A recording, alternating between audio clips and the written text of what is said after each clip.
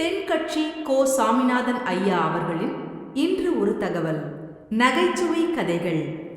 உங்களை நீங்கள் நல்லா தெரிஞ்சுக்கிட்டா போதும், நீங்களே கடவுள் ஆகிடுவீங்க அப்படிங்கிறது தான் புத்த மதம். அதனால் நமக்கு தேவை உள்முக பயணம். நான் யார் அப்படிங்கிற கேள்வியோட உள்ளே போகணும். அங்கே போனால் தான் தெரியும் நான் அப்படின்னு அங்கே யாருமே இல்லைங்கிறது. இதெல்லாம் புத்தர் சொல்லுகிற ஒரு தத்துவம்.